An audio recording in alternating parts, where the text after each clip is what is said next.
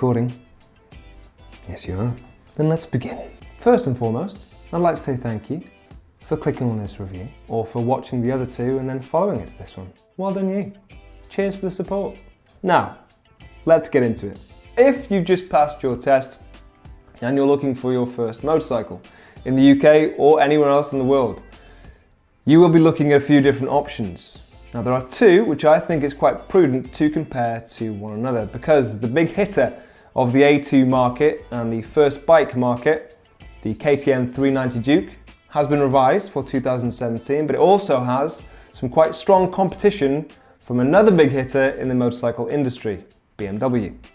To start with, all I'll say is the BMW focuses a lot on functionality and making a very good, very affordable entry-level bike. KTM, on the other hand, have always focused their 390 Duke on being the most powerful A2 ready vehicle that you can get. They make it very fun, they make it very, very sporty. Now to get down to the minutiae of this, again, one would think that I would log in and leave it logged in. Now then, first and foremost, if you are at all worried about price, the BMW is the cheaper of the two. At least that is the case in the UK. The BMW comes in at £4,450. The KTM comes in just shy of £4,600 in the UK. So if you're just going for money, the BMW surely has your vote. If you're going for engine, for power, performance, then the KTM really has to pick you there. And you have to pick the KTM. Choose it, because it is bigger. It is 373 cc's in comparison to 313 cc's for the BMW. That means that it makes a lot more horsepower, in that it has 43 brake horsepower. It also has slightly more torque, so it has 27 foot-pounds of torque. The BMW, in comparison, has 34 brake horsepower and 20 foot-pounds of torque. For the KTM, it feels more on a knife edge. It feels more like you can chase that band, and it has a very logical spike. When you're revving on and revving on and revving on, it has this little power band where it just shoots up a little bit more and gets keener the more you hold on. The BMW does very similar, but a lot more subtly than the KTM. It does still pick up all the way to 9,500 revs, but it's just quite a smooth progression. There is no real power spike throughout that. KTM logically has a bigger compression ratio as well. The BMW is 10.6 to 1 and the KTM is 12.6 to 1. In a nutshell, all of these points are going towards saying it's faster, and it is. Now for fuel range, they've got about the same, 205 miles for the actual tank range with the BMW, as opposed to 206 for the KTM. But the BMW actually has a smaller tank, so when it says that it'll do about the same range as the KTM, it will drink less fuel to do that. So it actually is a little bit more efficient, but then again, as I say, smaller engine, you'd sort of expect that. Again, we come back to the engine and talk about top speed. As I say, KTM, it's bigger, it's more powerful, it is faster. There's 104 miles an hour alleged, which means that 70 is no issue. So motorway speeds, quite easy to get to. The BMW, I love this, does 88.5, which means it can travel back in time. It officially meets the requirements, just needs all the other stuff that you would stick on a DeLorean, I suppose. Which would probably slow it down in turn, which actually means it probably wouldn't go back in time, would it? Oh shit. Well, that's me out. I'm not buying it now. Now for brakes, there's nothing in it. There really isn't. Basically, the KTM has a bigger front disc, the BMW has a bigger rear disc. They both have ABS, they're both around the same size for discs, they're both single disc on the front, they both have the same caliper. A cheap Brembo, Bre, buy a Bre. One day I will learn how to say that. It's 4-piston. On the BMW, it has the braided hoses, which means that it's got a little bit more feel, but not necessarily any extra stopping power. So really, it's a toss-up between the brakes. Don't let that sway your vote. Other than the fact that if you like turning off the traction control on the rear, well, then the KTM has you covered there. If you want to lock it up and do some skids, KTM. Boom. Now this is a difficult one. Allegedly, from what I could find, BMW is a hair lighter than the KTM. So it's 160 kilograms roughly for the KTM and 158 kilograms roughly for the BMW. So there is hardly anything in that weight difference at all. For the seat, if comfort is at all an issue for you, then the KTM has more legroom, arguably, but the BMW doesn't suffer for having shorter legroom.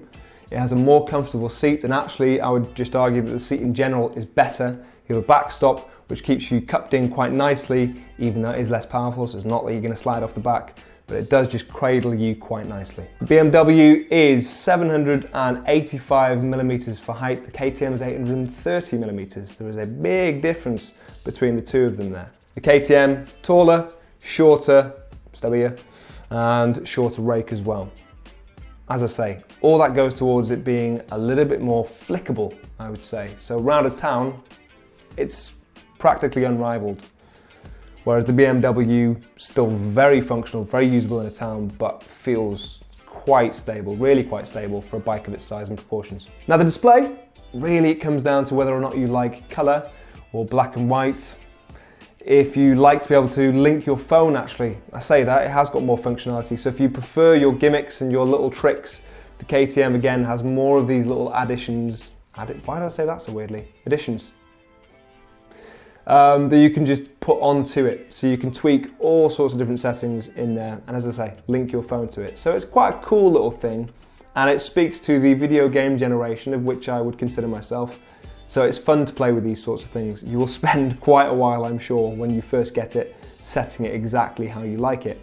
There were some little flaws with the bikes. Now the other thing I should mention is that the KTM has ride-by-wire, the BMW does not, but there isn't a big difference in terms of the throttle response from either vehicle. The throttles on both these vehicles are quite vague. There's a very big disconnect between what your right hand is doing and what the engine is doing, which for me was a little bit more frustrating because I wanted to feel connected to it. And although I felt physically connected to the bike and very comfortable on it, didn't feel like I had as much control of the throttle as I do on some other vehicles. Another big flaw, again with both of these bikes, and this really surprised me, both of them could not get into neutral at all. They're second. Hold on. Oh, neutral from second. It feels solidly built, it feels like it shouldn't have a problem. Maybe it's just this bike in particular, and it's not an issue with the rest of the fleet. I found neutral. Fucking hell. Oh, for the first time, the last half an hour, I actually managed to find neutral. That is glorious. That's amazing. If you like exhaust noise, let's face it, that is an important point as well. KTM sounds ever so much nicer than the BMW, but that can be easily remedied with an end cam, with a new exhaust system, which I'm sure you'd want to stick on it anyway, to make yourself loud and therefore safe. Because if people can hear you, they can see you. Now there you go, there's a few things to consider. So if any of those are really what you're looking for from a bike, if you want a bike that's super frugal, going to be a little bit cheaper and cheaper to buy, BMW, great choice. If you want a bike that's just going to be leery and, let's face it, quite fun, really quite fun, then the KTM is going to be your pick there because it is faster, it's more powerful. It's exactly as powerful as you can get if you've just passed your A2 license in the UK, which I keep hammering on about, but it's an important fact. You know, people will be out there looking for their first bike and they will have restrictions, limitations on what they can buy. It really is an impressive piece of kit, but it lacks a little bit of the subtlety of the BMW. The BMW is super functional. It won't piss you off in any regard. It really won't.